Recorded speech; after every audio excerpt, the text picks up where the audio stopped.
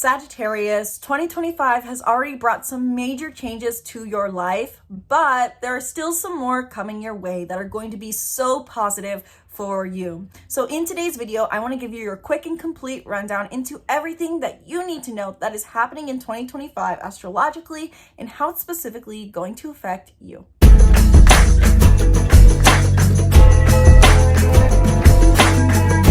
Hello and welcome back to the channel. I'm Isabel, your spiritual rebel friend, and today we're talking about Sagittarians' horoscope for 2025 at large. Yes, it is already May, but better late than never, right? And while I didn't get around to filming this video at the beginning of the year to talk about all the transits that are going to happen, there are still many transits that are up and coming that are going to affect you, Sagittarius, in a very positive way. So I want to cover all of that today. So in today's video specifically, I'm going to cover how 2025 has already played out for Sagittarius, the major themes for Sagittarius in the rest of 2025, upcoming transits specifically in 2025 and how they will affect Sagittarius, and how to utilize these transits for growth and manifestation. So if you're a Sagittarius sun, moon, or rising out there who not only wants to understand the transits, but utilize them to their benefit practically, watch through to the end of this video where I'm going to be sharing some of my top tips and prompts for using these transits to your benefit, whether that is for spiritual growth, understanding your spiritual lessons, or to manifest something material into your existence. If you like this horoscope but wish it was more tailored to your unique birth chart, I encourage you to book a reading down in the description box below and check out my astrology offerings down in the website down below. Isabel Robledo, where I host all my offerings so you can learn more about my workbooks, courses, astrology coaching membership, and so much more. So check out the links down below if you like this video. So first and foremost, how has 2025 already played out for Sagittarius? Let's talk about the past before we jump to the present and future. First and foremost, Mars went retrograde in Cancer on January 6th and was retrograde through February 23rd. So one of the top 3 major themes, Sagittarius, that you may have been experiencing was a slowdown in your intimate relationships. Potentially even maybe that you were doing work around your attachment styles, I would guess, and that how these attachment styles play out in your love life. If that interpretation doesn't quite resonate for you, maybe you were just really questioning, what do I want in an intimate relationship and how can I nurture my needs more in my intimate connections? There may have been an idea overall of nurturance, how you get nurtured and how you are nurtured and how you give nurturance to your closest connections. Overall themes of vulnerability may have come up, but questioning these. There was a slowdown in your intimate relationships and your dependent relationships. So maybe you felt like you couldn't quite open up to people for some time and that your trust had to be withheld from being given to other people in the beginning of the year. But luckily, February 23rd onward, this started moving forward once again. So any slowdowns, conflict, confusion, mistrust, attachments, or wounds resurfacing in your relationships have now been through a progress of healing, or a process of healing, better said. Overall, since the beginning of the year, you may have also felt like you've been prioritizing your home life more so than your career and your business. The reason I say that is because the North Node entered Pisces and the South Node entered Virgo on January 11th of 2025, where it actually will remain until 2026. And this is a huge transit for us all, and it's huge for your work and home life. And we'll talk about this more when we talk about major themes, but probably to talk about past matters at least, since the beginning of January roughly, you've been feeling called to spend more time at home, to really cultivate a home, whether that is the home you live in, the place you live, or the people you live with, to cultivate harmony here, to cultivate peace, and to cultivate more faith and spirituality within this realm. So your closest relationships, whether that's home relations or intimate romantic relationships or close friendships, have definitely been in the spotlight in the beginning of the year so far, Sagittarius, and doing work here, assessing here, growing here, questioning things here. But not only has your intimate relationships, your closest relationships, been in the spotlight so far in 2025, but we've also had a ton of Aries energy present that has highlighted probably your romance, your pleasure, and your passions. We've had Neptune in Aries, Mercury in Aries and retrograde, Venus in Aries and retrograde, in a solar eclipse in Aries and not retrograde, but in so much more. And all of this all aligning, especially in the month of March, I'm guessing that Sagittarius, the month of March was a huge month for change in how you go about pursuing passion and pleasure in your life and how you prioritize the things you do just for the sake of life enjoyment. This was wrapping up a 2-year journey for you, revolving around how you pursue passion over purpose. Maybe you realize over the last 2 years that you don't need to necessarily have a place, or you don't need to have your belonging with a group, but more so you need to just prioritize doing things that make you feel a love for life. This could also be more about romance for you and getting out and dating more and being more open to romantic encounters. Maybe there were strong romantic encounters that have come into play in the month of March for you specifically, but you've really had to step up to the plate in living the life you want to by prioritizing daily pleasures, daily indulgences, and the things that just sound fun. Even if that means you're not necessarily going to have the most sense of belonging, but prioritizing you, Sagittarius, and the things that make you happy. I would love to hear, Sagittarius, if that resonated for you. Is this kind of what you've been through since the beginning of the year? Have you been really questioning your connections, really working on vulnerability, questioning your vulnerable relationships, and prioritizing strongly your passion, pleasure, play, and romance? With that all in mind, though, let's talk about the future for you, Sagittarius, because this is your horoscope, not just a recap.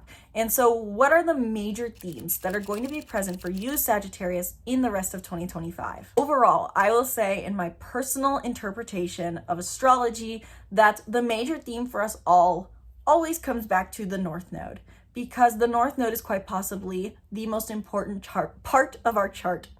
And wherever the North Node transits, that is where we are growing next. It's like the next step in our journey, where the universe is calling us to grow for spiritual lessons being understood and also for material reward being gained. Sagittarius, the North Node, is in Pisces, which highlights for us all trust, surrender, faith, tapping into our sixth sense, developing our forgiveness, compassion, and unconditional love, both to ourselves and to others.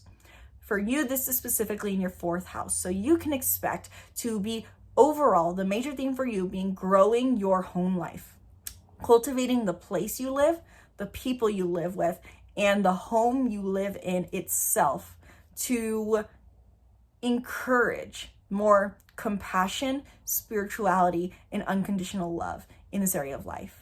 Really, the deeper symbolism here is that with the South Node being in Virgo in your 10th house and the North Node being in Pisces in your 4th house, is that maybe there needs to be more time to hide behind closed doors. Maybe you don't need to be so seen. Maybe you don't need as much recognition as you think you do. Maybe you just need to feel more connection, sensitivity, and harmony at home. With the South Node in Virgo in your 10th house, you are cleansing, purging, and detoxing what no longer serves you in your career and profession. And you can expect to be letting go of outdated models of working or roles in your career that are no longer serving you, which I know can sound scary to a lot of Sagittarians out there, but this is for the positive. The South Node doesn't make us let go of things that are meant for us. And so with the South Node being in Virgo, you're letting go of the parts of your work, your business, and your career or public image that don't serve you to make space for more time at home to cultivate a sense of life enjoyment that is connected to spirituality and more compassionate towards yourself at home with those you love who feel like home. This is really about you finding home within the world rather than trying to rule the world, so to say, almost. So with that major theme in mind, I want you to keep that as your key takeaway, that no matter what transits come up, the core theme for you is cultivating your home life and finding fulfillment at home. So any other transits that come up, they all serve the major theme of you finding the home you love until July of 2026. But with that all in mind, let's talk about some of the specific transits coming up in the rest of 2025 and how they will affect you. Starting off first and foremost with Saturn. Saturn enters Aries very soon on May 25th, and it will be direct in Aries until July 13th. What this does is that it brings you restriction and discipline that you need to uphold your passion for life and pleasure in life. You've been initiating a lot of changes in your passion, pleasure, and romance in March. And maybe you've had this more as romantic encounters. Maybe you've started more passion projects. I really invite you to pay attention to what you were doing in March related to passion, pleasure, and romance. What did you do here? With Saturn entering Aries, now's the time to uphold discipline in this realm. This is you maintaining your authority over your life and saying, nah, I'm making sure I keep space for these things in my life. This is also you staying disciplined towards your creative passions and your creative expression. So if you have a creative project that you're working on, Saturn entering Aries from May to July is your time to maintain discipline in working on this project. And when Saturn goes retrograde on July 13th to September 1st, you can expect to be assessing the structures you're giving yourself. How are you establishing? How have you been establishing discipline? Basically, Saturn direct is saying, okay, chug along, stay disciplined, be an authority in your life, maintain your structure, give yourself these rules. And when Saturn goes retrograde, Sagittarius, this is a time for you to ask yourself, okay, how have these rules served me? So Saturn retrograde is a great time to reflect on the boundaries you set for yourself. Saturn will also retrograde back into the sign of Pisces, where it will remain, I believe, from September 1st to November 27th. And what this means is that for you, when Saturn retrogrades back into Pisces, this is a time for you to assess the boundaries you have at home and the restrictions you give yourself at home. This plays into the story of you growing your home and your harmony at home in the long run, in the sense that maybe from September to November, really until December, you're really questioning, okay, what am I doing at home and does this really serve me? This could be a time for you to question your boundaries you have with family members or with people you live with, and questioning where you tell yourself you need to live, so to say. And remember how we talked about how you had a slowdown in the beginning of the year related to your attachment style and your intimate relationships and maybe how much nurturance you give and receive in your closest relationships?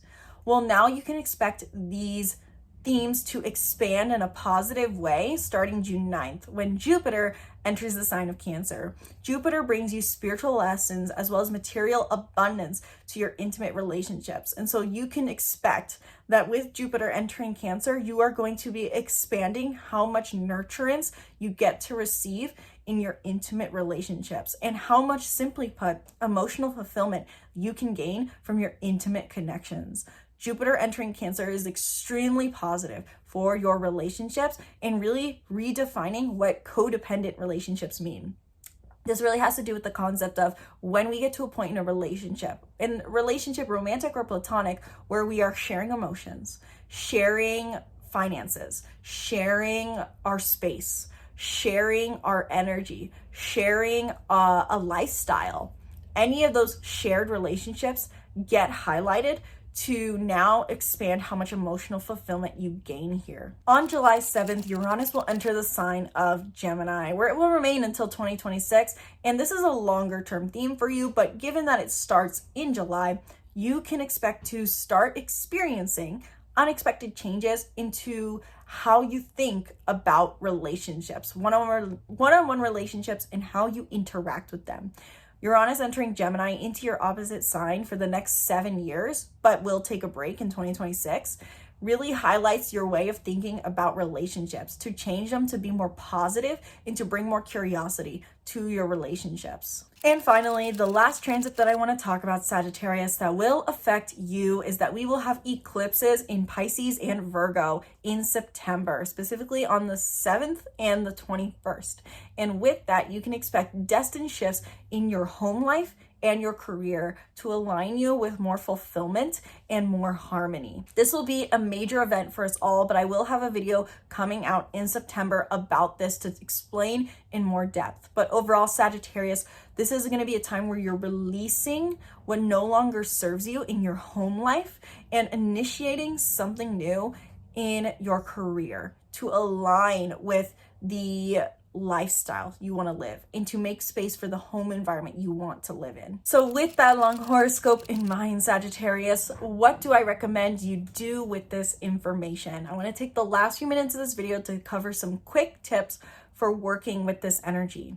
Remembering that above all else, the major theme for you in 2025 is reestablishing the harmony you want in your home, to really oversimplify it, and also release what no longer serves you in your career. So with that, my top 2 tips for you will be to question what you're doing in your work. Really assess, write out, what does my work currently do for me? Not what do I do for work? What does my work do for me? What do I feel I am recognized for? And am I, simply put, overworking? Yes, Sagittarius, we know you have so much energy. You like to do it all, whether it's your sun, moon, or rising. But are you overworking? Is this what it means to be a human being, or are you being a human doing, so to say? And so with that, you're going to be called over this year to release what no longer serves you in your work. So really, I encourage you to observe what you do in work and which parts you don't want to let go of course. What are the parts of your work that you truly enjoy and love? And what are the perfectionistic, critical, or overly materialistic outlooks you have on your work that maybe don't serve you? This is really about how you think about work. So how do you think about work?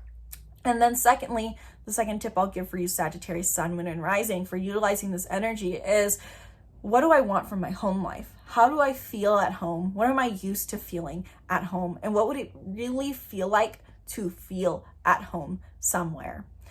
Overall, with the North Node being in Pisces, we're called to have more trust and faith.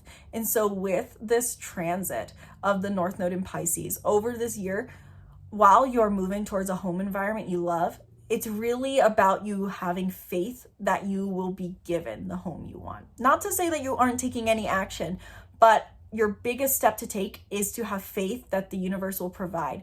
So what would it feel like to have faith, surrender, and trust in your home life? And what do you want your home life to look like overall? What would it be like to live in a place you love, both a town and a home? And what would it be like to live with people who you love and feel harmonious with and feel trusting with and feel that you can be sensitive, gentle, and unconditionally loving with? And finally, the last 2 quick tips I will give for Sagittarius is, when Saturn is direct in Aries, establish discipline in your passion, your pleasure, your creativity, and your romantic life, because you can make progress here that you have been looking for. And with Jupiter entering Cancer in June, I really do encourage Sagittarius to really open themselves up to spiritual lessons that may be received, and open themselves up to the kind of nurturance they want to receive in their intimate relationships, because Jupiter will be in Cancer in your 8th house. And this can be a time for you to expand how much support you gain through your intimate relationships. Overall, Sagittarius, there's a major theme for you in this year of trust. Trust in others, trust in God, trust in yourself. And so really maybe just writing out the word trust and contemplating it every day and observing how your actions reflect your level of trust. You may think you're a trusting person, but are you always overanalyzing things? Are you controlling things? Are you jumping from one thing to the next because there's not a sense of trust? And how can you allow yourself to emotionally soften? I will say for Sagittarius this year, maybe looking into your moon sign could be potentially very beneficial, since there's such a big theme for you in emotional support, and really reflecting on what kind of emotional support you wish to receive. So Sagittarius, let me know down in the comments below, did this horoscope help you? Was it insightful? Did you like it? Let me know your thoughts down in the comments below. Let me know what other questions you have, and be sure to book a reading and check out my astrology coaching membership via my website if you want to learn more about how the stars are going to specifically affect you based off of your unique birth chart and your unique desires. Learn more about what offerings I have down in the description box below, and be sure to subscribe to the YouTube channel and stay tuned for more videos breaking down the stars and more. Thank you guys so much for watching. Sincerely hope you enjoyed. Once again, my name is Isabel. From my heart to yours, namaste.